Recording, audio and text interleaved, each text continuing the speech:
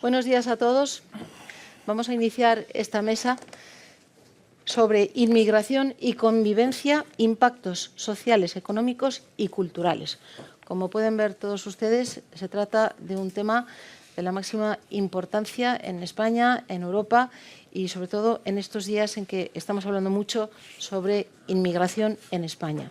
Tenemos en nuestra mesa, tenemos el honor de contar con María del Carmen González, aquí a mi derecha. Carmen es investigadora principal del Real Instituto Elcano, donde dirige las áreas de opinión pública y migraciones. También lleva imagen en el exterior y en la propia España. Es catedrática en el Departamento de Ciencia Política de la UNED. En sus áreas de investigación se encuentran las migraciones internacionales y participa en varios proyectos financiados por la Unión Europea. Además, ha formado parte del equipo de la primera investigación europea sobre la inmigración actual desde el sur de Europa. Y también ha dirigido varios proyectos de investigación sobre la inmigración en España, como por ejemplo la inmigración, el sistema de partidos políticos, prevención del conflicto étnico en los barrios de alta migración, etc. Contamos también con Rafael Núñez. Rafael Núñez es portavoz adjunto del Grupo Popular en la Asamblea de Madrid. Es profesional de la comunicación, ha trabajado como periodista, presentador y columnista en medios como Libertad Digital, ABC, La Gaceta o La Razón. Es responsable de comunicación de la Fundación para la Defensa de la Nación Española. Ha sido asesor político y director de estrategia para la presidenta de la Comunidad de Madrid. Es diputado autonómico del Partido Popular en la Asamblea de Madrid, bueno, en la 13ª legislatura, y coordinador del área de migración dentro del nuevo organigrama del Partido Popular en 2025. Desde 2023 ejerce como portavoz adjunto del Grupo Popular en la Asamblea de Madrid. Contamos también con Jacobo Fernando Muñoz Comet, es profesor de la UNED, es experto en análisis de patrones de inserción de la población inmigrante en el mercado laboral español. Es profesor titular en el Departamento de Sociología II de Estructura Social de la UNED. Es doctor en Sociología con mención europea por la Universidad Complutense de Madrid. Es licenciado en Sociología y Periodismo y sus intereses de investigación se centran en la estratificación social, migración internacional, mercado laboral, desempleo, población inmigrante y sus descendientes. Ganó el 6º concurso mundial ISA para sociólogos jóvenes y también le concedieron el premio UNED Santander de investigación. Preside el Comité de Investigación de Sociología de las Migraciones de la Federación Española de Sociología. Es investigador principal de Mireli, un subproyecto del proyecto coordinado Rechange. Y por último contamos con Lucila Rodríguez Alarcón, directora general de la Fundación Por Causa y es especialista en comunicación y gestión política. Es ingeniera agrónoma y especialista en comunicación política. Es una de las 4 fundadoras de la Fundación Por Causa en España. Ha sido directora de medios y comunicación de Oxfam para España y América Latina. Ha dirigido la comunicación del Ayuntamiento de Madrid con Manuela Carmena. Ha sido cofundadora del espacio 3.500 millones sobre desigualdad y desarrollo en El País. Ha dirigido con M de Migraciones, una sección especializada en migración en el periódico español Público. Y es autora del libro Activistas de Amor, publicado en mayo de 2025. Bien, y me ha tocado moderar esta mesa. Yo soy técnico comercial y economista del Estado. He sido secretaria de Estado de Comercio, embajadora de España en Bélgica y actualmente pues, me encuentro más bien en labores del sector privado, siendo consejera en diversas empresas y, entre otras, participo en la Fundación Independiente que organiza este congreso y además tengo una labor docente en CUNEF y en el Instituto de Empresa. Bien, pues en primer lugar vamos a escuchar a cada uno de nuestros ilustres ponentes. Van a hacer una intervención de aproximadamente 10 minutos que escucharemos con muchísimo interés. Y vamos a darle primero la palabra a Carmen González. Cuando quieras, Carmen. Pues muchísimas gracias, Silvia, por la presentación. Muchísimas gracias a la Fundación por organizar este acto y muchísimas gracias a ustedes por estar aquí y a los que nos vean ahora, porque también se puede ver posteriormente, ¿no? Queda grabado y se puede... Y por streaming, en tiempo Y por real. streaming, pues a los que están viéndonos ahora o lo vayan a hacer más adelante. El tema general del que quería hablar es el del impacto de la inmigración en la economía española, ¿no? Hemos recibido en lo que va de siglo unos 9 millones de inmigrantes en términos netos, descontando a los que se fueron, ¿no? Lo que supone un enorme crecimiento de la población desde 40 millones en el año 2000 a casi ya 50. Vamos a cumplir seguramente en este año y esto implica un aumento de la población de un 23% que duplica la media del crecimiento de población que se ha producido en la Unión Europea. Es decir, somos un caso excepcional dentro de la Unión Europea, también dentro de la OCDE, por ejemplo, antes de la llegada de Donald Trump, que todo lo ha cambiado, obviamente, en la política migratoria de su país, España recibía tantos inmigrantes al año como Estados Unidos, un país con una población 7 veces mayor que la española. Y este es el primer efecto económico de la inmigración, porque la demografía es una de las variables básicas de la economía. Por ejemplo, el elemento más importante y que más se menciona por parte de fuentes gubernamentales, por ejemplo, es que el PIB español está creciendo mucho. Claro, el PIB español es una función de la población. Si comparan ustedes un país rico como Luxemburgo con un país pobre como Kenia, pues encontrarán con que tienen unos PIBs parecidos, pero claramente hay un país rico y un país mucho más pobre. O Rusia, también un país enorme comparado con Luxemburgo, ¿no? Lo que ha pasado en este cuarto de siglo que llevamos, desde el 2000 al 2025, con esta llegada de unos 9 millones de inmigrantes, es que el PIB español ha crecido mucho, mucho más que el de los países del entorno europeo, ¿no? Pero básicamente porque nos hemos convertido en un país mucho más grande y porque esos inmigrantes, en su mayoría, no todos, han podido encontrar ocupaciones que en buena parte se han creado precisamente porque existía esa oferta de mano de obra inmigrante, ¿no? Pero en términos comparados, porque lo que nos interesa a los españoles que ya estábamos aquí antes, digamos, es cuál ha sido el efecto eso sobre la riqueza de los españoles, sobre la riqueza de la población autóctona que ya estaba aquí, ¿no? Y en eso lo importante no es el PIB total, sino el PIB per cápita. Y aquí lo que ha pasado es que del 2000 al 2024, porque son los últimos datos que tengo, el PIB per cápita español se ha alejado más del PIB per cápita de las 12 economías que formaban la Unión Europea cuando entramos, los 12 países ricos de Europa Occidental, es decir, aquí no incluimos ni a Grecia, que siempre ha sido un país más pobre que España, ni a los nuevos integrantes de la Unión Europea en Europa del Este, que también eran de origen más pobres que España, pues nosotros en el año 2000 estábamos a 12.000 dólares per cápita por debajo de diferencia con el PIB per cápita de esas 12 economías. Estoy hablando de Austria, Bélgica, Italia, Dinamarca, Finlandia, bueno, ya se imaginan cuáles. Y ahora esa diferencia se ha duplicado. Ahora estamos a menos 24.000 dólares per cápita de diferencia con esas economías. Sin embargo, en términos de cuánto ha crecido nuestro PIB, obviamente nuestro PIB ha crecido más que el suyo, pero ha crecido más que el suyo porque nuestra población ha crecido más que la suya, mucho más que la suya, ¿no? ¿Por qué ha pasado? ¿Por qué tiene este efecto esa inmigración sobre ese comportamiento del PIB? Pues porque esa inmigración con un nivel educativo muy, en general, medio, mucho más bajo que el de los autóctonos, se ha ocupado sobre todo en actividades de poco valor añadido, de baja productividad, específicamente en todo lo relacionado con el turismo, con los cuidados a las personas, con el comercio. En algunos sectores son importantes, como la agricultura, en algunos sectores, algunas regiones específicas, ¿no?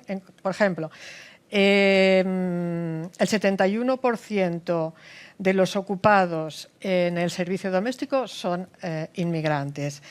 El 45% de los ocupados en la construcción son inmigrantes, el 32% en la agricultura, el 28% en las actividades administrativas auxiliares, en otros servicios, en el transporte o en el comercio también estamos por encima del 20% de ocupación de la población inmigrante.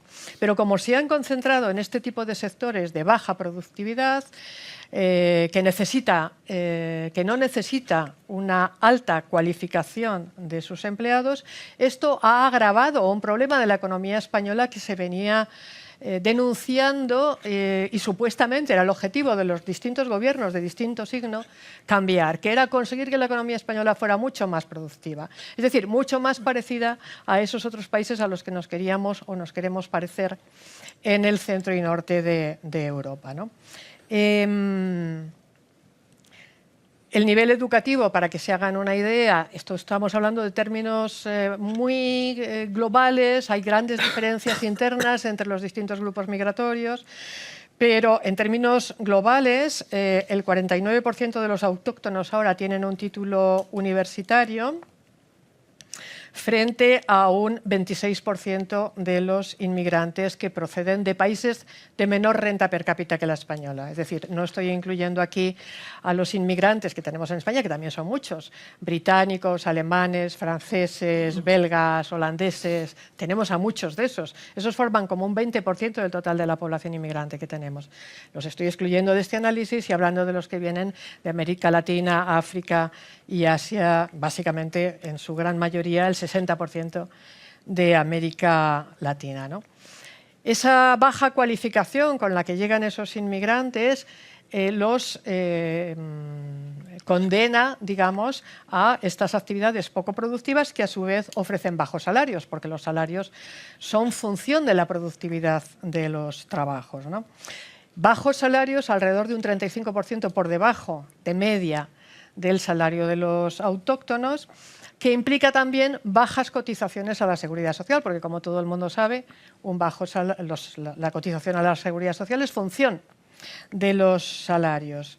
Así que cuando se presenta a la inmigración como remedio a la crisis del sistema de pensiones, tenemos que tener en cuenta que las pensiones que están recibiendo ahora los que se jubilan ahora en este mes, de media están recibiendo de pensión 1.700 euros.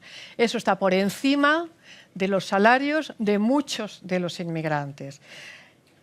Creo que no hace falta ser economista para entender que esto no puede sostenerse a la larga. Este sistema no permite, no ayuda a resolver la crisis del sistema de pensiones. Es solo un parche provisional que no puede a la larga pretender resolver por sí mismo, solo a base de mayor inmigración, continuamente mayor inmigración, la crisis del sistema de pensiones. Otro efecto importante que ha tenido la inmigración es sobre los salarios. Los salarios españoles ahora todavía no han recuperado el poder adquisitivo que tenían en 2008. Y mucho de ese retraso tiene que ver con la enorme llegada de fuentes, es decir, de oferta de mano de obra. El trabajo es como cualquier otro bien en la economía. A más oferta, menor precio. Pues esto ocurre también con los salarios. Si hay mucha oferta de trabajadores, es más fácil contratar por un salario menor y esto tiene un efecto a la larga, ¿no? Por otra parte, este aumento de población que hemos vivido, de ese 23% en el que ha crecido la población en estos años, todo ello debido a la inmigración, supone también una mayor presión sobre los bienes públicos, todo lo que provee el estado de bienestar, incluyendo también aquí pues, cosas como el transporte público, por ejemplo, ¿no? O la vivienda, que en España no la provee el Estado, pero que es un bien imprescindible, ¿no?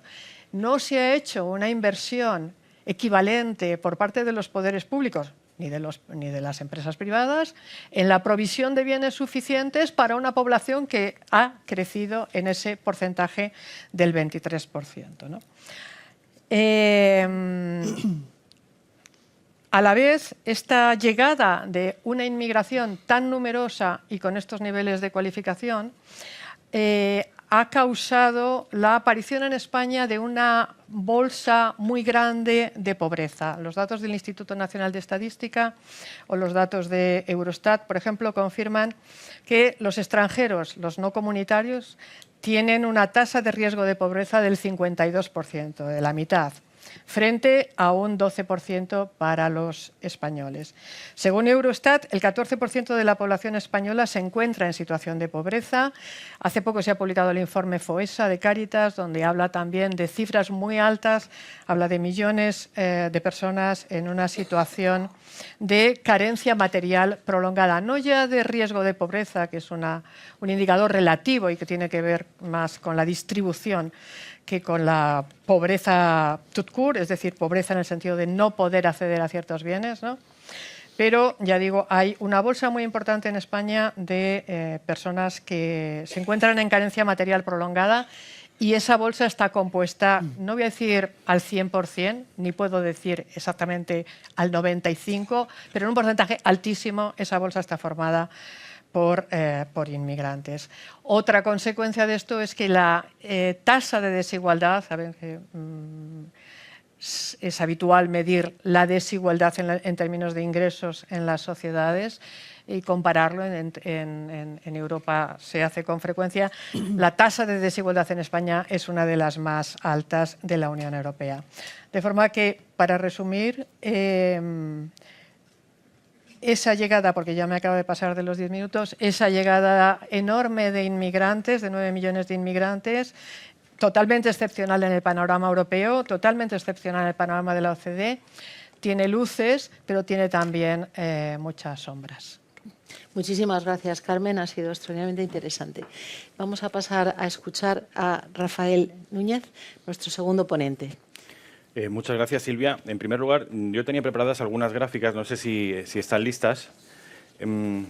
Este asunto de la inmigración es como un mar sin orillas, es decir, es inacabable. Vamos a estar 1 hora y cuarto hablando de esto y ni de lejos vamos a acercarnos a hacer un resumen somero de la cosa. Podríamos estar días hablando de este asunto. Por eso, si me permiten, yo voy a hacer una intervención basada prácticamente en titulares. Buscaremos el pretexto de las imágenes. Creo que ese es con lo que pasas las... Pero creo que en primer lugar tienen que colocarlas.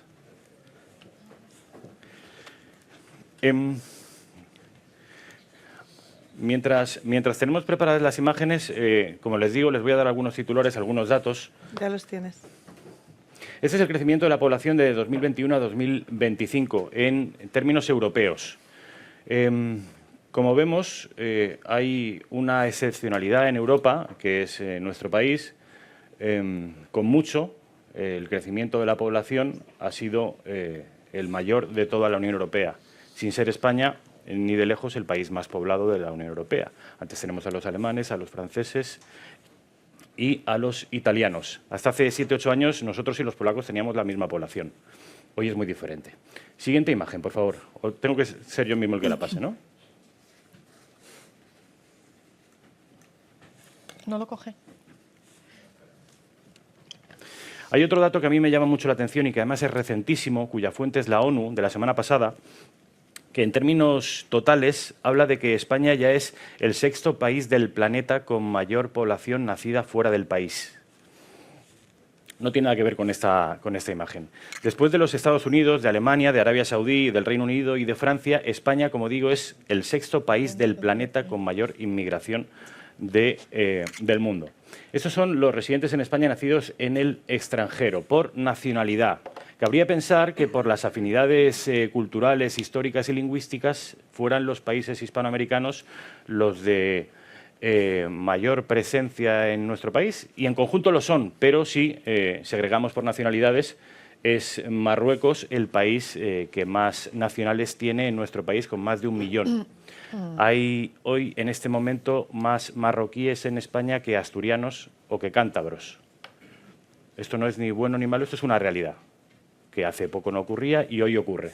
Vamos con la siguiente diapositiva. Aquí. Es que es No así. tengo Igual, claro. igual ese mando no es para No, pasar. creo que ¿Y entonces cómo se pasan? creo que lo hace él. Ah, vale.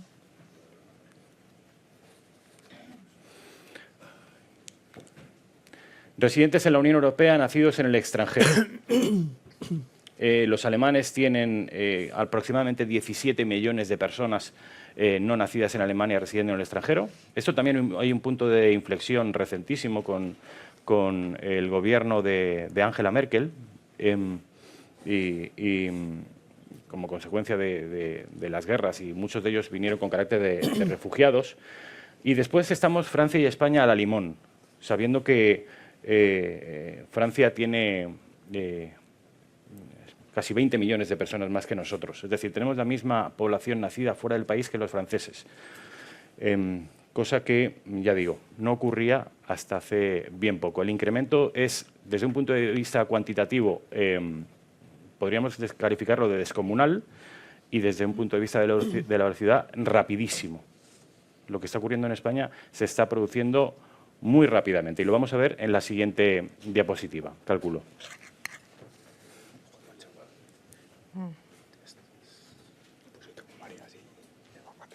Ya, todo. Quizás seguir hablando aunque no esté la foto. Es que en realidad son 5 diapositivas. O sea. Vale.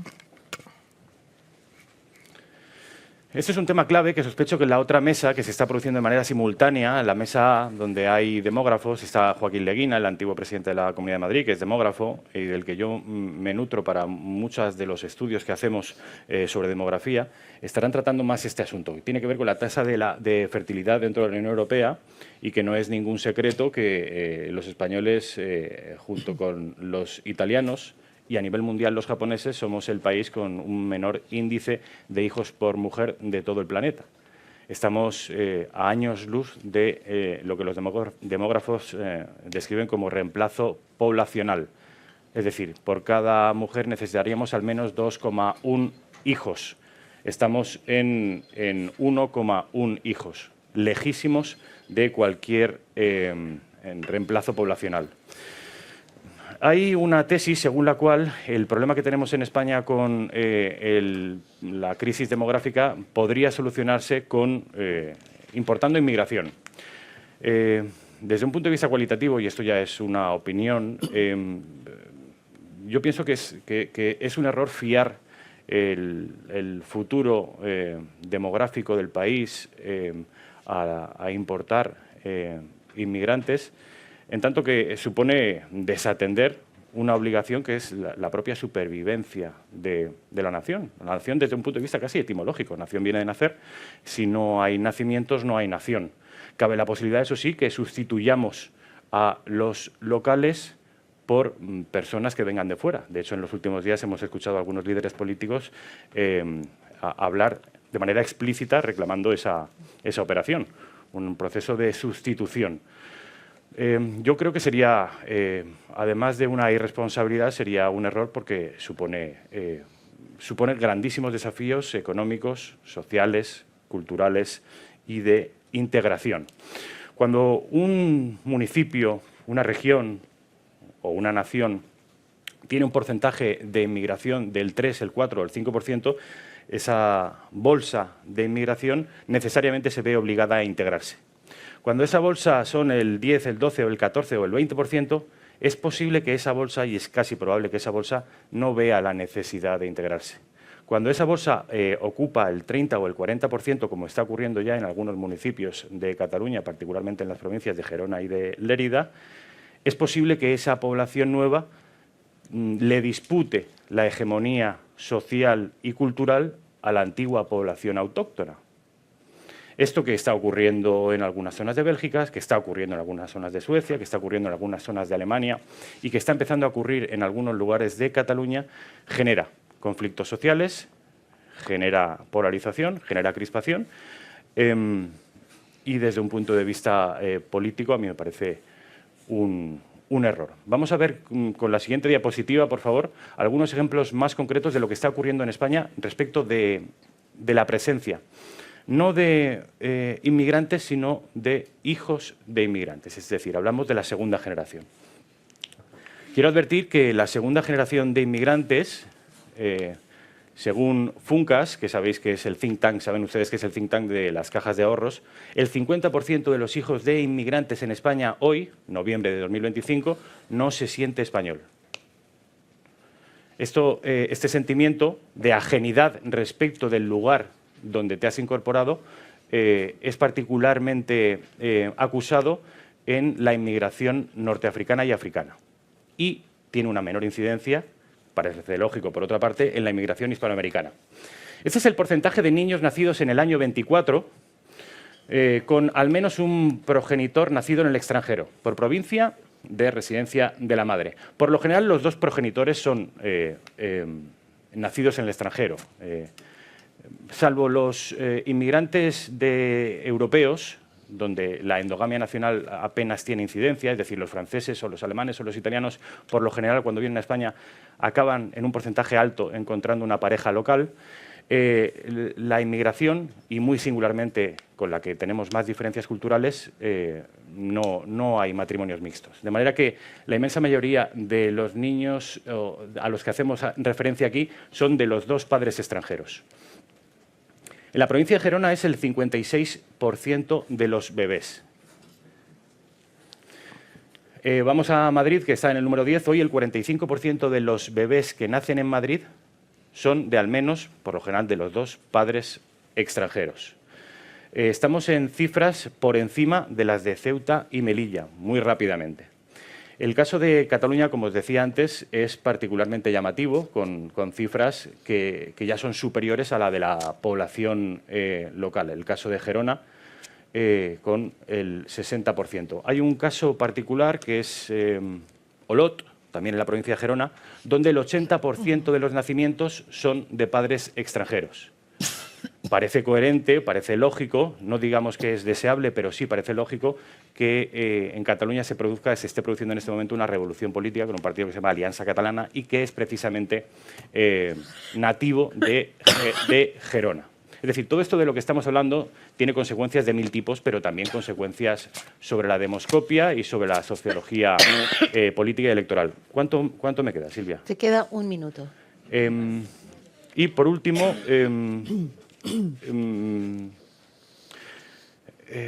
creo que al menos ha sido mi pretensión dejar claro que existe un cambio cuantitativo, alguien podría calificarlo de revolución en los equilibrios demográficos del país.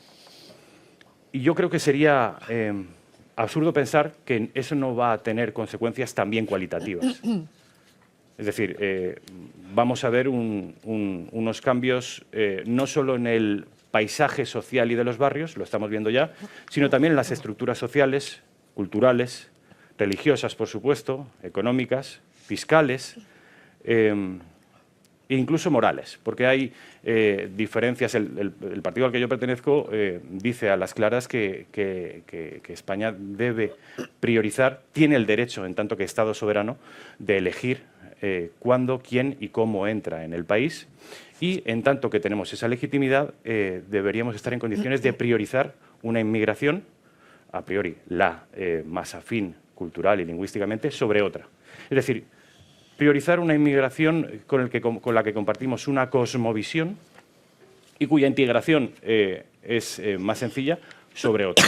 Esto, que es una ventaja respecto de otros países, es algo que España debe aprovechar y creo que debe ser una de las herramientas a la hora de gestionar la inmigración de los próximos años. Los franceses no tienen esa posibilidad, ni los italianos. Nosotros sí tenemos la posibilidad de dar trabajo a colombianos, a guatemaltecos, a bolivianos, a peruanos, argentinos o chilenos.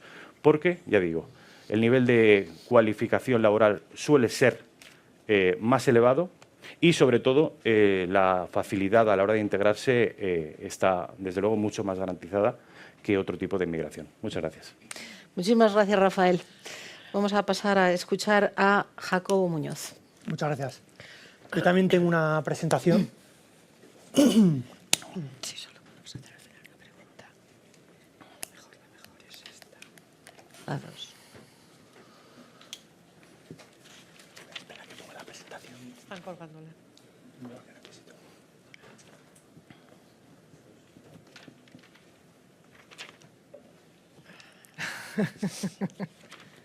Vale.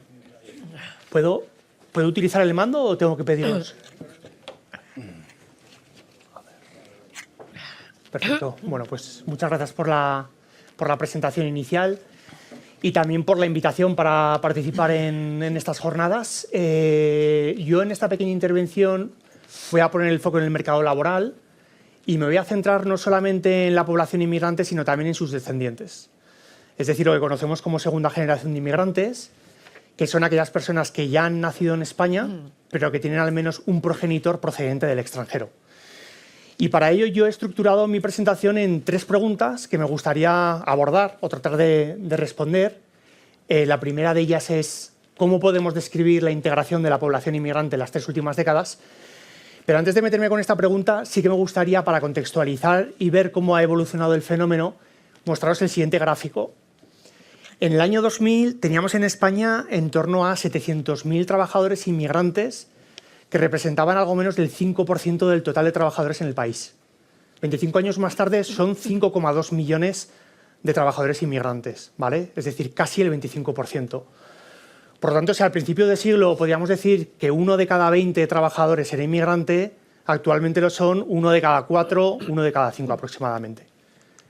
Pero bien, volviendo a la pregunta, lo primero que querría aclarar es que muchas veces tratamos o hablamos del colectivo inmigrante como si fuera un colectivo homogéneo, pero dentro de él plantea muchas diferencias, ¿no?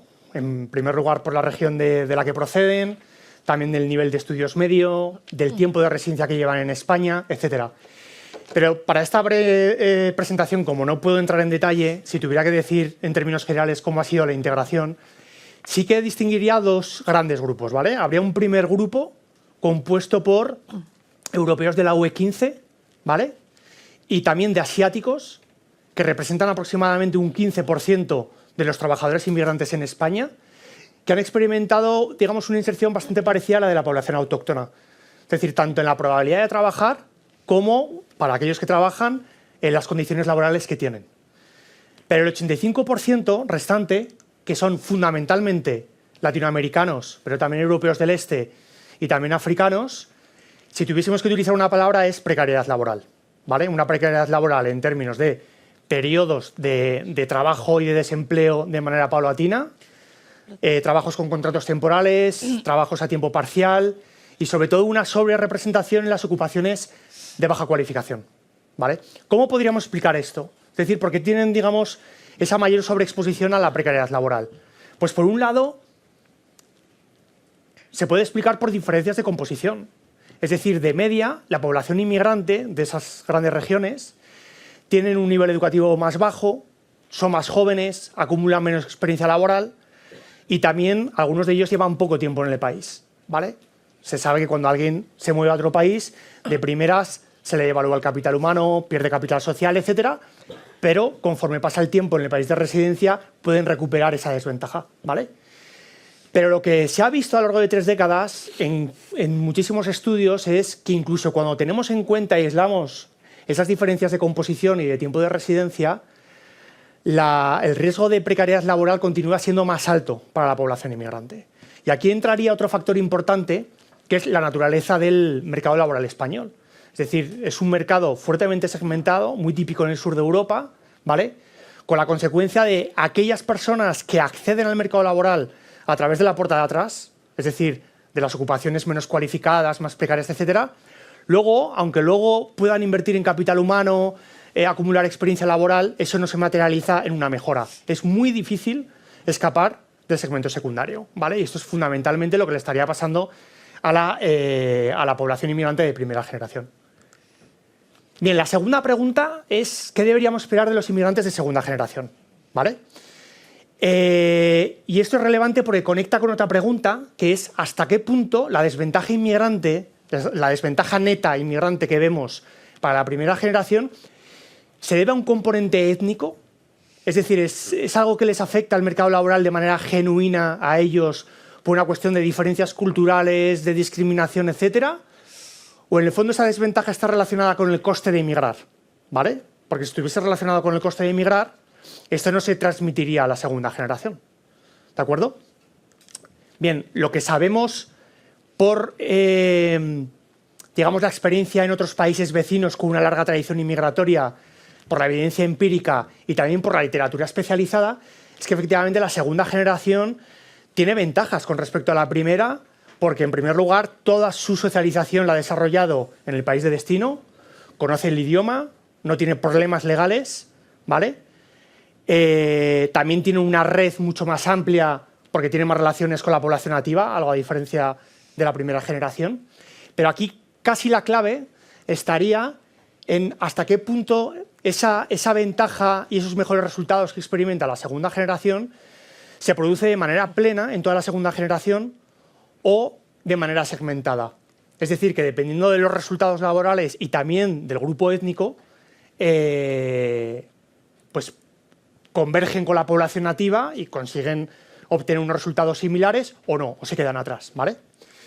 Y para terminar mi intervención, la tercera pregunta es ¿qué nos dicen los datos sobre la reciente incorporación de este colectivo? ¿Vale? Desde el año 2021, la encuesta de población activa recoge información que nos permite identificar a la segunda generación de inmigrantes. Actualmente, de la segunda generación de inmigrantes, tenemos aproximadamente 500.000 de trabajadores, ¿vale? En términos absolutos, es decir, sin tener en cuenta esas diferencias de composición, lo que sabemos es que en términos generales la segunda generación obtiene mejores resultados que la primera generación, pero todavía no alcanza a la población nativa, ¿vale? Y sobre todo lo que se está viendo es que para los inmigrantes de segunda generación, latinoamericanos, europeos del este, pero sobre todo procedentes de África, el acceso al empleo, que sería como esa primera barrera, el acceso al empleo les está costando más, incluso que a la primera generación, ¿vale? Pero si me tuviera que centrar en un resultado laboral que para mí me parece que es definitivo y es el que marca la trayectoria de las personas, es el éxito ocupacional. ¿Cuál es la clase ocupacional en la que trabajan aquellas personas que están en el mercado laboral? ¿Vale? Y para ello os muestro un gráfico, bueno, mejor dicho, dos gráficos, es un modelo que hemos estimado controlando por las diferencias de nivel educativo, de edad, de composición del hogar, etcétera, etcétera, incluso también tiempo de residencia en España, ¿vale? Y entonces lo que estamos haciendo es comparar cuál es la probabilidad, el riesgo de trabajar en las ocupaciones de más baja cualificación, que son las que al final te acaban penalizando, ¿vale? A lo largo de toda tu trayectoria laboral. Y esto lo hemos hecho distinguiendo 5 grandes grupos de origen, que son países occidentales de economías avanzadas, latinoamericanos, europeos del este, africanos, Asia, y dentro de cada uno de esos grupos el círculo blanco es la primera generación, el círculo negro es la segunda generación. Y la línea discontinua que vemos vertical marca la referencia que es la población nativa, ¿vale? La probabilidad que tienen ellos. Con lo cual, en la medida en que los círculos se queden a la derecha, significa que el riesgo de trabajar en ocupaciones de baja cualificación a igualdad de condiciones sociodemográficas es mayor. Si se solapa con la línea discontinua, significa que no hay diferencias con la población nativa. Y si se queda a la izquierda, es que tienen menos riesgo, ¿vale? Pues lo que vemos aquí es súper interesante, en el sentido de que vemos que para latinoamericanos, europeos del este y africanos, tanto para hombres como para mujeres, se repite para el periodo entre 2021 y 2024 lo que ya veníamos viendo, y es que la probabilidad de trabajar en las ocupaciones de menor cualificación es entre 15 y 20 puntos porcentuales más alto que para los nativos, ¿vale? Que son los círculos que vemos blancos. Sin embargo, y esto es lo más revelador para mí, es que para la segunda generación de inmigrantes, a igualdad de condiciones, no existe diferencias con la población nativa. Es decir, latinoamericanos, europeos del este y africanos en ambos sexos, a igualdad de condiciones, tienen el mismo riesgo de trabajar en las peores ocupaciones. Y esto creo que es una buena noticia en términos de integración, ¿vale? Bien, para finalizar, sí quería dejar la idea un poco de que esa desventaja inmigrante neta que captamos para la primera generación no se transmite a la segunda generación, con lo cual ese penalty que vemos con la primera generación estaría más relacionada con el coste de emigrar, ¿vale? Y en segundo lugar, si quisiésemos diseñar e implementar políticas públicas orientadas a mejorar la inserción laboral de la población de origen inmigrante, deberíamos utilizar estrategias diferentes para la primera generación y para la segunda. Para la primera generación, claramente, tenemos que utilizar políticas específicas, ¿vale?, relacionadas con la experiencia migratoria. Es decir, el conocimiento del idioma, la situación legal, muy importante también el reconocimiento y esos problemas administrativos que tienen para el reconocimiento de los títulos educativos, que les penaliza y les obliga a entrar muchas veces por la parte de atrás del mercado laboral, incluso cuando están sobrecualificados, ¿vale? Sin embargo, para la segunda generación no deberíamos aplicar una política específica para ellos, sino que sería la misma política que necesitaríamos para el conjunto de la población, para esos grupos más vulnerables que su inserción en el mercado laboral está más problematizada, porque seguramente tengan unos resultados, un rendimiento educativo más bajo, también porque viven en entornos más empobrecidos o porque pertenecen a familias con un estatus socioeconómico más bajo, ¿vale? Venga, muchas gracias. Muchísimas gracias, Jacobo. Y por último vamos a escuchar a Lucila. Muchas gracias. Vale, bueno, yo tengo otra presentación, estoy un poco abrumada por estas 3 presentaciones que me han precedido, que han sido bastante impresionantes. Yo quiero abordar sobre todo la percepción que tenemos sobre la migración, que partiendo de la base de que entre lo que veo y lo que creo está lo que es y lo que creo que es. Y eso nos pasa mucho en migración y creo que nos resta capacidad. ¿Lo puedo pasar? ¿Sí? Genial. Nos resta capacidad.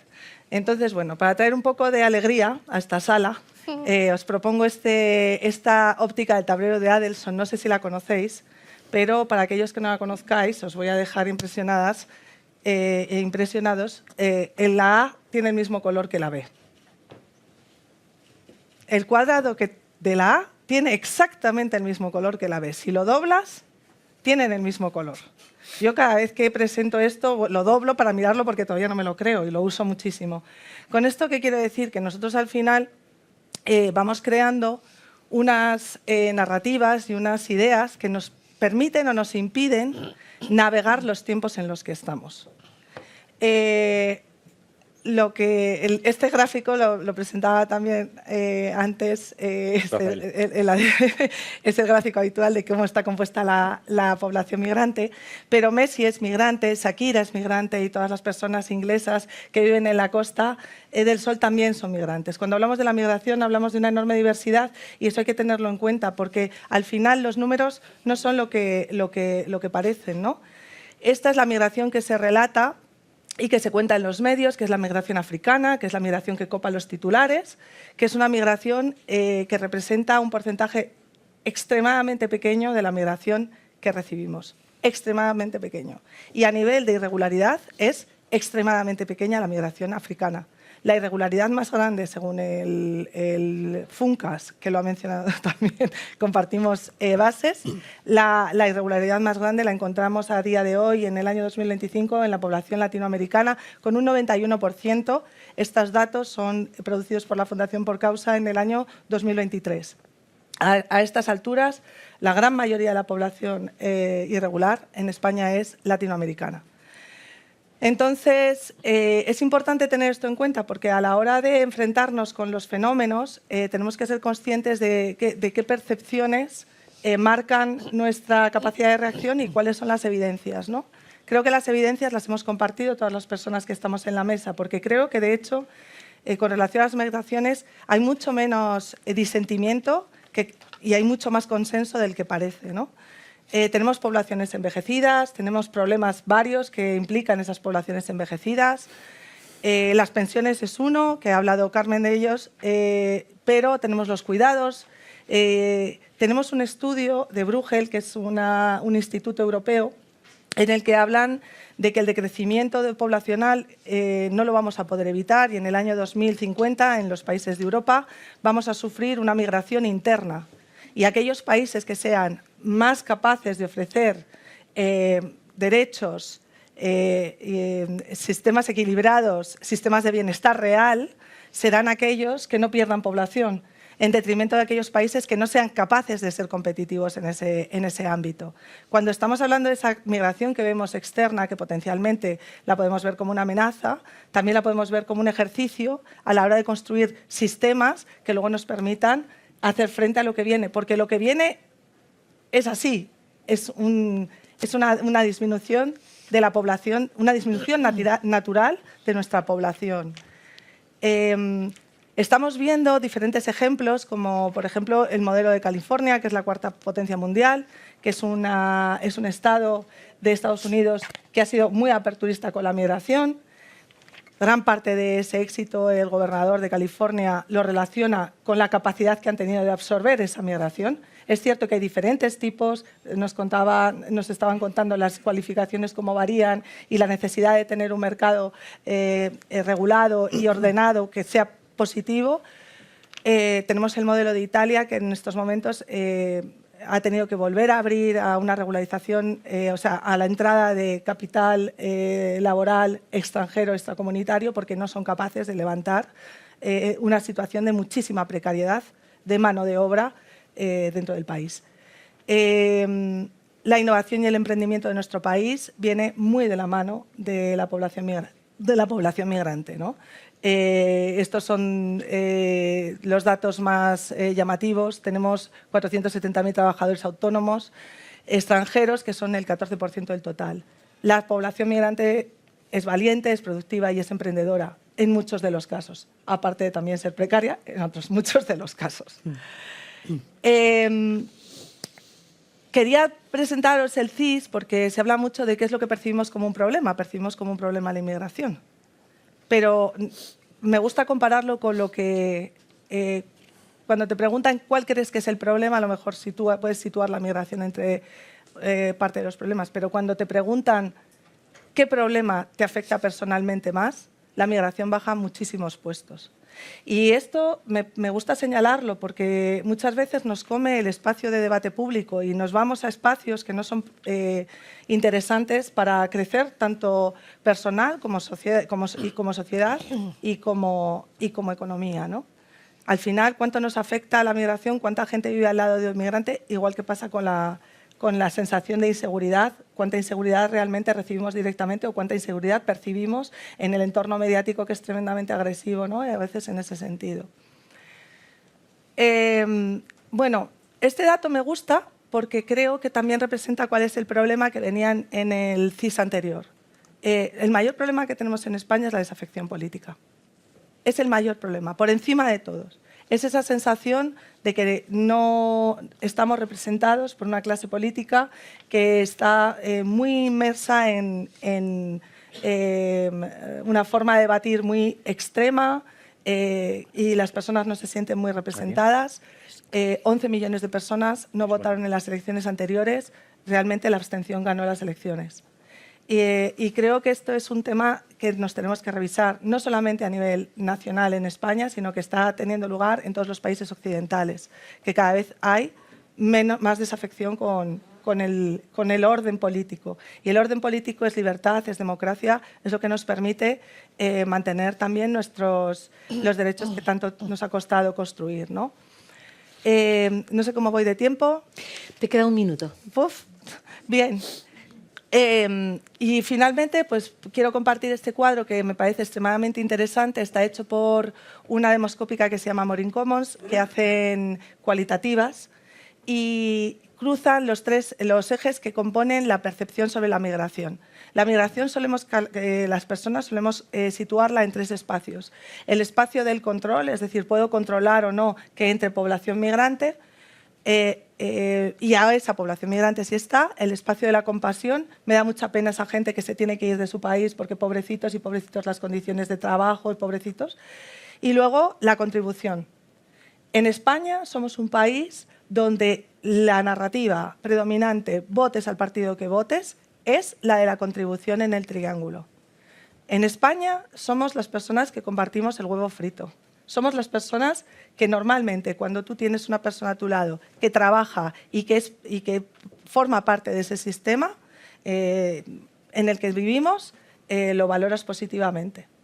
Tiene mucho que ver también con el relato de poder tener poblaciones migrantes que son más afines de forma natural a las nuestras, que hablan nuestro idioma o con las que compartimos cultura, pero va mucho más allá de ese relato. Creo que somos un país que migró.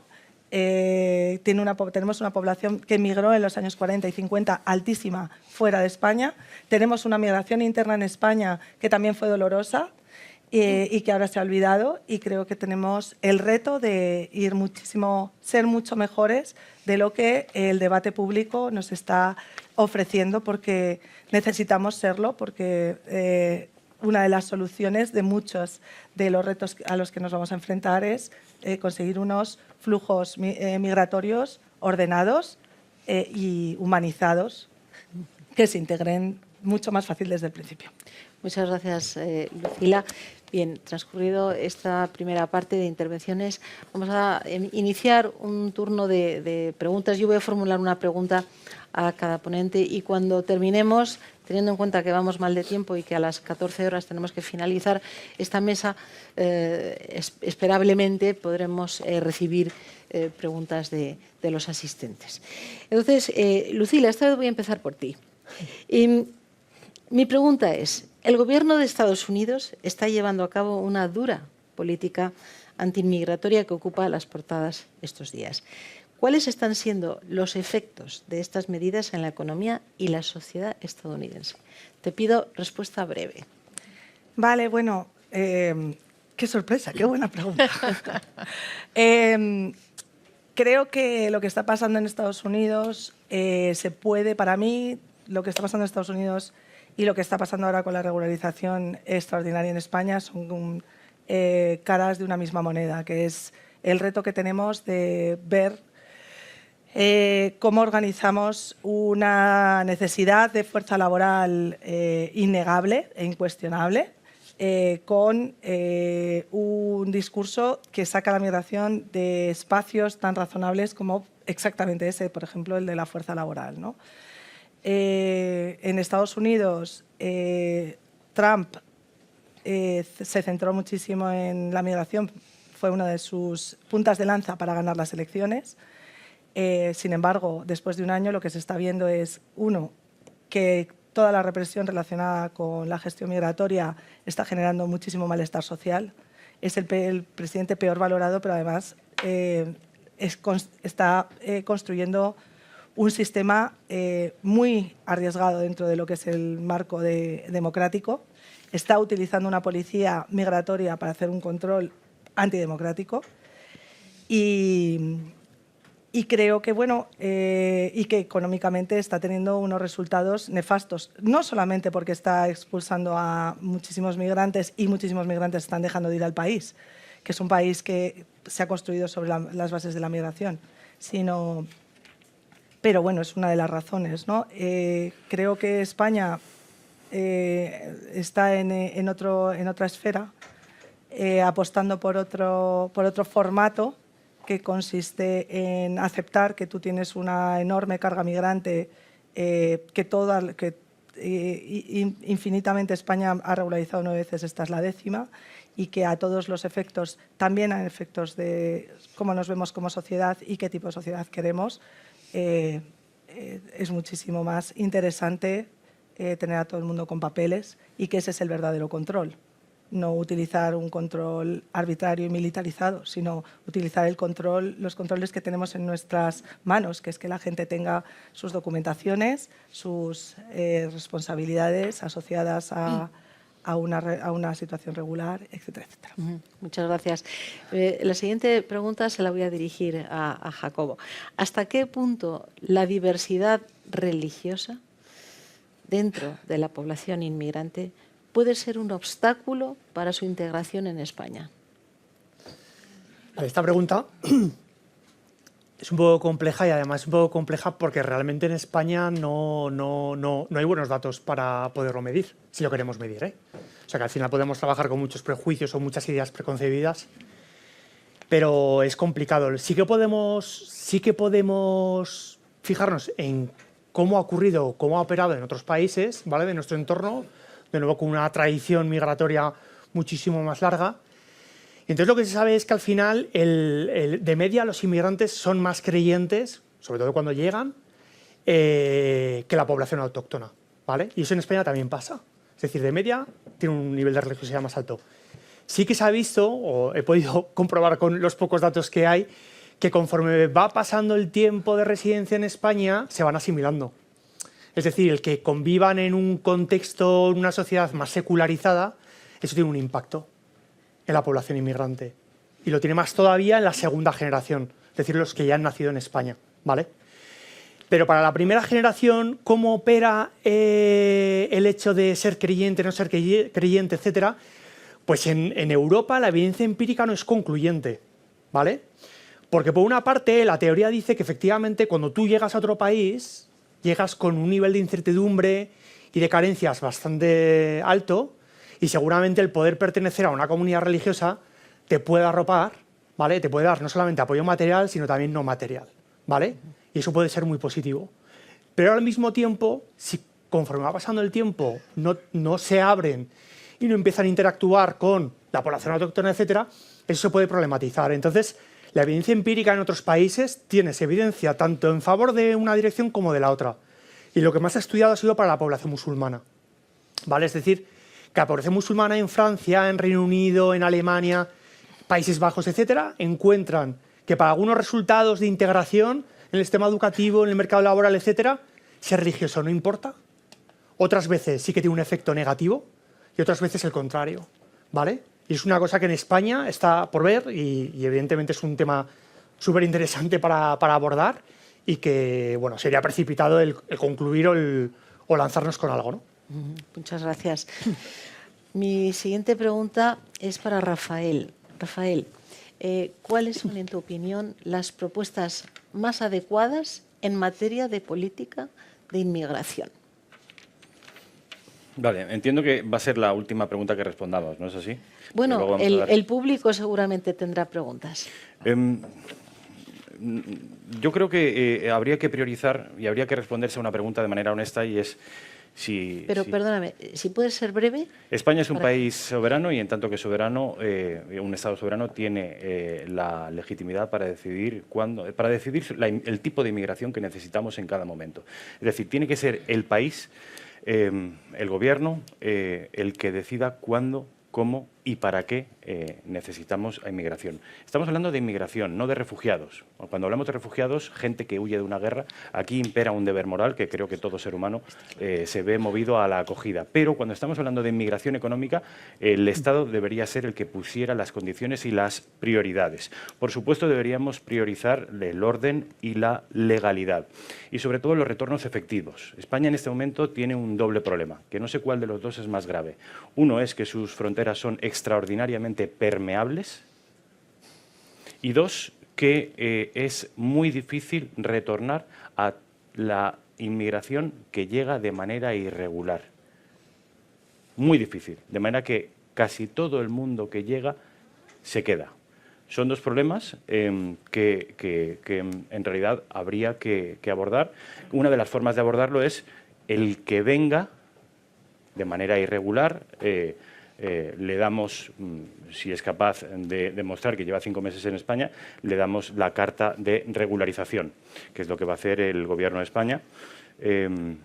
La otra opción es, tal y como sugieren los sindicatos policiales, las personas que no siguen una cola y que en lugar de entrar por una puerta entran por una ventana, es decir, violentando los sistemas de fronteras, es necesario retornarlos.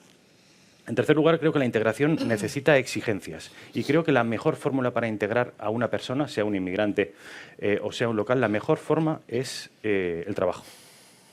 Es decir, la mejor integración se hace a través de un puesto de trabajo. Por supuesto, debería ser necesario que la inmigración conociera la lengua, conociera los valores, conociera la Constitución y se comprometería con una serie de valores. No estoy hablando de valores occidentales que hunden sus raíces en la cruz y en las cruzadas. Estamos hablando, por ejemplo, de asuntos tan básicos como la igualdad entre géneros, entre el hombre y la mujer. Y, por supuesto, desde un punto de vista de la seguridad, creemos, desde el partido que yo represento en esta mesa, que la reincidencia es un fenómeno absolutamente abominable e incomprensible y estamos asistiendo a crímenes o a hurtos, en la mayoría de los casos, que se producen hasta 120 veces en una semana. Tenemos personas que delinquen 120 veces, en el caso de Barcelona, muchos casos, en una semana, y que es imposible retornarlos. Todo esto hay que creemos que hay que revisarlo y, por supuesto, rechazar de una manera muy explícita cualquier tipo de regularización que sea masiva, que sea indiscriminada y que no atienda a criterios laborales del país. Por supuesto, necesario una referencia del país de origen de que esa persona no ha cometido ningún crimen. Esto, según tiene pensado el Gobierno de España, no se va a producir y bastará con una declaración responsable de que la persona no ha cometido ningún crimen, ninguna violación, ni ningún hurto de su país. A mí esto me parece demencial. Pues muy bien, muchísimas gracias, Rafael. Y por último, Carmen, y también si puede ser breve, ¿cuáles son los principales retos a futuro, en tu opinión, en la integración de inmigrantes en España? Bueno, primero hay que aclarar qué entendemos por integración, porque es una palabra muy vaga, no tiene una definición clara. Seguro que si hacemos una encuesta aquí entre los presentes encontraría muchas respuestas distintas a qué se considera estar integrado, ¿no? Si entendemos que por integración si integración equivale a llegar, digamos, al estatus medio de la sociedad en la que se vive, ¿no? En términos de salario, vivienda, estatus social, ocupación, nivel educativo, acceso a los servicios públicos, etcétera.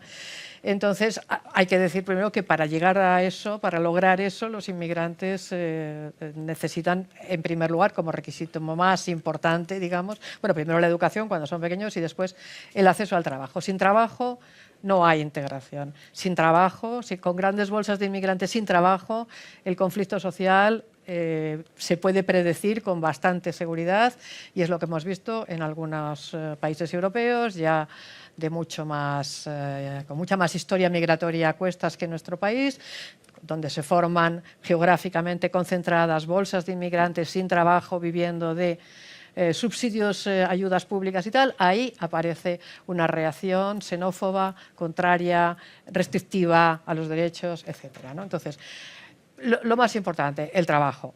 Y en ese sentido, respecto al trabajo, aquí hay dos problemas importantes en España ahora. Uno es la participación laboral de las mujeres de algunos grupos nacionales. Específicamente, para ser rápidos, las mujeres de origen marroquí y, por ejemplo, las pakistaníes, aunque los datos sobre pakistaníes son menores que sobre marroquíes y, por lo tanto, hay más riesgo de equivocarse cuando se habla de ellos. Pero hay algo que podemos, a pesar de que los datos de pakistaníes, por ejemplo, sean pocos en España, lo podemos saber por los datos de otros países europeos. Muchos países europeos tienen el problema de la integración laboral de las mujeres de algunos países musulmanes que tienen la tradición, costumbre, norma de que las señoras se quedan en casa. Pues, entonces, su participación laboral es muy pequeña. Bueno, pues eso es uno de los grandes problemas que tenemos. Esas mujeres tienen que integrarse en el mercado laboral. El otro problema es el del fracaso educativo de las segundas generaciones. En parte Jacobo ha hablado de ello, ¿no? Hay el 39% de las que ahora son ya segundas generaciones en España y ya han terminado el periodo de formación, solo tienen el título correspondiente a la educación secundaria obligatoria, es decir, no han avanzado más allá. Solo el 25% tienen un título universitario, que eso está 24 puntos porcentuales por debajo de los datos de los autóctonos. Entonces, cuando vemos su integración ocupacional, y aquí mis datos y los de Jacobo difieren, por una cuestión metodológica, porque nosotros analizamos como segunda generación de inmigrantes solo a los hijos de padre y madre inmigrantes, mientras que ellos incluyen en segunda generación también a los hijos de padre inmigrante y madre autóctono, o viceversa. Por eso nuestros datos son distintos. En nuestros datos, la segunda generación de inmigrantes de hijos, o sea, hijos de padre y madre inmigrantes, tienen mucho más paro, tienen un 17% de paro, eso duplica, más que duplica el paro de los autóctonos, y es más alto que el porcentaje de paro de la primera generación de inmigrantes. El 14 de la primera, 17 de la segunda. En cualquier caso, aunque estos datos puedan ser discutibles porque siempre están basados en los resultados de la EPA, que a veces son muestras pequeñas, ¿no? Lo que es muy preocupante, y eso no admite discusión ninguna, porque los datos son muy contundentes, es que ese fracaso educativo que están experimentando las segundas generaciones de inmigrantes, o la primera y medio, las que llegaron aquí siendo niños, vaticina malos resultados laborales. Nosotros sabemos, todos los que somos padres, sabemos perfectamente qué pasa cuando un hijo se queda en la ESO. Sabemos a qué puestos de trabajo puede aspirar, sabemos qué salarios va a recibir, sabemos qué vivienda se va a comprar, salvo que nosotros se la dejemos en herencia. Sabemos que va a tener menos educación de todo tipo y eso también influye en su salud. Sabemos en qué barrio va a vivir y eso también influye en sus condiciones de vida. Es decir, fracaso educativo masivo como el que estamos viviendo ahora es un pronóstico muy malo de integración en el futuro y es un pronóstico de acercarnos a situaciones muy difíciles, a situaciones conflictivas, a situaciones como las que hemos vivido en otros países europeos ya con mucha más experiencia que nosotros. Muy bien, pues muchísimas gracias, Carmen.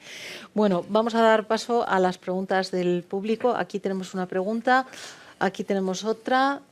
Y de momento tenemos 2 preguntas. Sí, por favor. Buenos días, gracias por las 4 ponencias. Una pregunta breve, me gustaría agradecería que me la contestaran los 5 de la mesa. ¿Qué consecuencias? Breve. No va a dar tiempo. Como la pregunta es breve, pero profunda. ¿Qué consecuencias tendría a medio, corto, largo plazo y por consiguiente el impacto social, económico y cultural la regularización propuesta por PSOE y Podemos la semana pasada? Gracias. Cogemos más.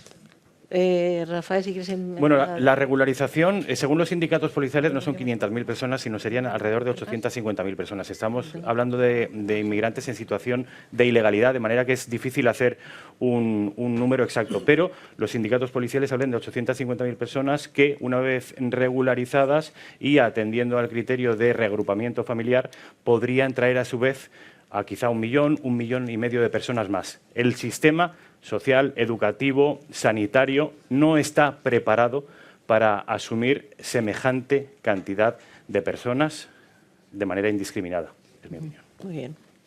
¿Sí? ¿Alguien más quiere responder? Bueno, pues pasamos a la segunda pregunta. Bueno, primero, Silvia, enhorabuena, porque esta es la mesa más complicada del Congreso, porque una palabra mal dicha puede llevar a un malentendido. Creo que todos hemos hablado bastante. Estaría bien si os anunciáis también. Sí. Bueno, soy Miguel Pérez Fraile, patrono de la Fundación. Y, bueno, telegráfico a los 4. ¿Cuál es el marco jurídico del país que os gusta en su ley de inmigración, tanto para el país de acogida como para el factor humano, como decías tú, del que viene, digamos? ¿Cuál es el país? Telegráfico, no hace falta que nos explayemos. Gracias. Muy bien. ¿Queréis empezar por aquí respondiendo? Carmen, ¿tú? Él también levanta la mano. De acuerdo. ¿Quién quiere responder primero? ¿Carmen? A mí, por ejemplo, me gusta Canadá. Ningún país tiene un sistema perfecto. Ningún país ha podido decir esto ha sido un éxito, hemos conseguido lo que hemos buscado, no es necesario reformarlo. Canadá lo está reformando, de hecho, ¿no?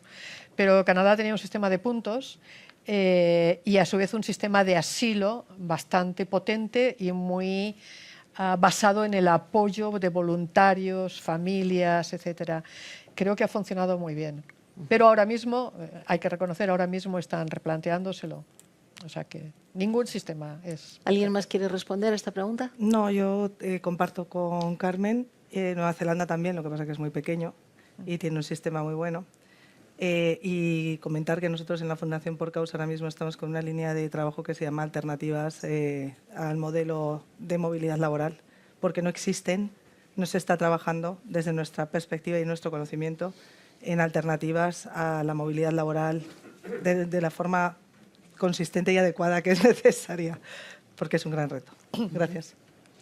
Bueno, yo, tampoco me puedo meter de lleno ni diría directamente uno, ¿no? Pero si tuviera que pensar en uno que, sobre todo, no tanto el control de flujos de entrada al país, pero sí las personas que están dentro, que digamos que están logrando, o creo que hay una buena cohesión, nos está rompiendo.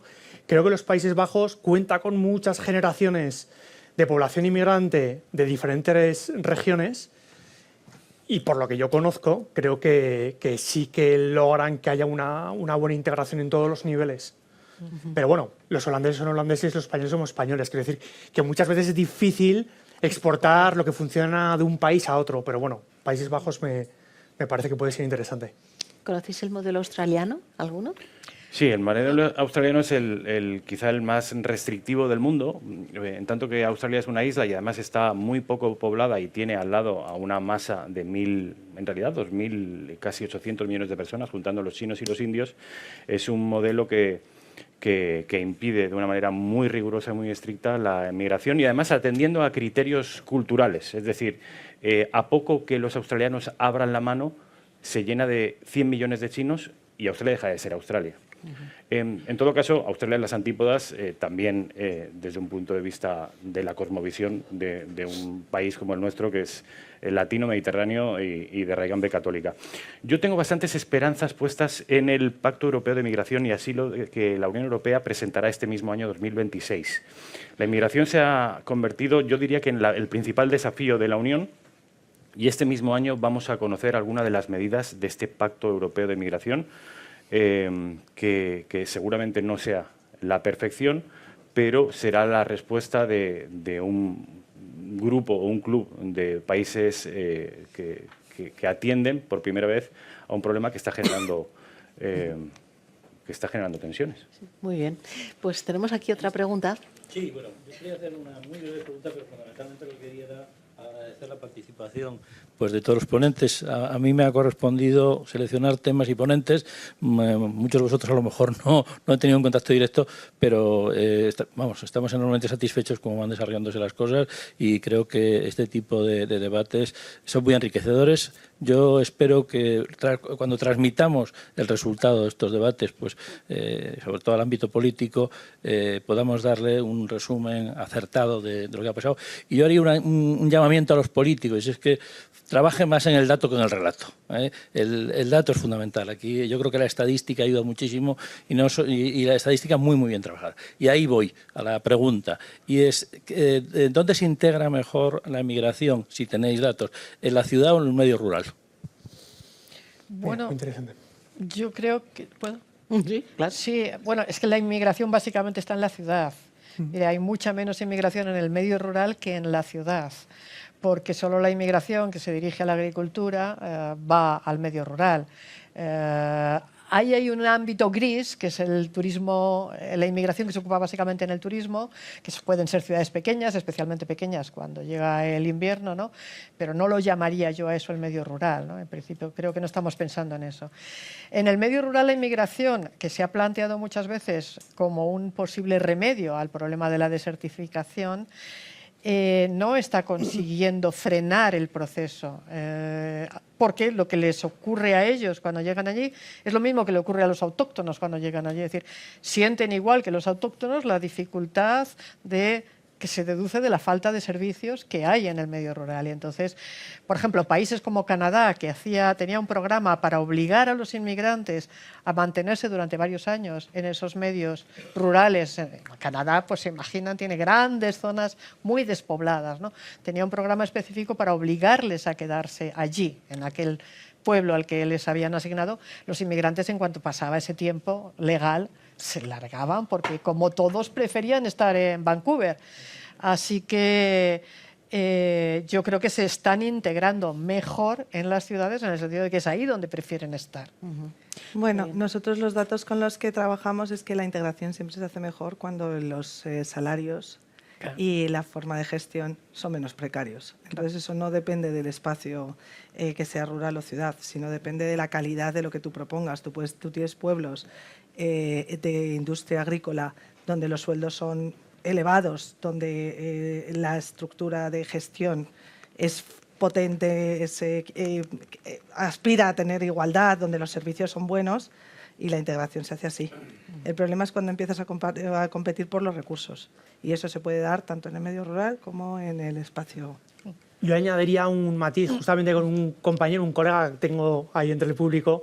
Hicimos hace unos poquitos años una investigación sobre el impacto que tiene el tamaño de la ciudad, el tamaño del municipio, sobre el nivel de desigualdad entre la población inmigrante y autóctona en el mercado laboral. Entonces lo que veíamos es que, como bien comentaba Carmen, las grandes ciudades atraen a la población inmigrante y se concentran en las grandes ciudades. Pero lo que veíamos en las grandes ciudades es que, de nuevo, a igualdad de condiciones, los inmigrantes no obtenían grandes ventajas en lo que era la probabilidad de trabajar y, sin embargo, en términos de nivel de cualificación, la brecha, la desigualdad entre población autóctona e inmigrante era muchísimo más grande. Es decir, si yo tuviera que recomendar a un amigo inmigrante o a alguien inmigrante que viene a España, le diría, busca una ciudad media. O sea, ni la más pequeña ni las más grandes. O sea, la mediana yo creo que es donde mejor, porque al final el coste de vida en las medianas no es tan alto, que eso al final les precipita, en las ciudades grandes les precipita buscar empleo de cualquier manera y acabar en empleos con muy pocas perspectivas de futuro, aunque estén cualificados para trabajar en mejores empleos, ¿no? En cambio, las ciudades medianas les dan más margen y yo creo que ahí tiene más posibilidades. Sí. Muy bien. Pues tenemos una pregunta y ya la última.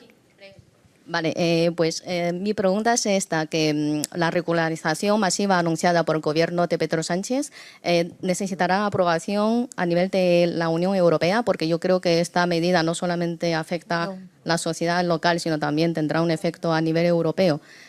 No necesita, o sea, va a ser una realidad. Y no hay ninguna manera... Parecería lógico que la Unión Europea, Bruselas, tuviera que dar el visto bueno en tanto que no hay fronteras. Desde Cádiz hasta Varsovia no hay fronteras y una persona puede traspasar todos esos países sin fronteras. Sin embargo, el Gobierno de España no va a pedir permiso a Bruselas, pero es que tampoco va a hacerlo en el Parlamento español.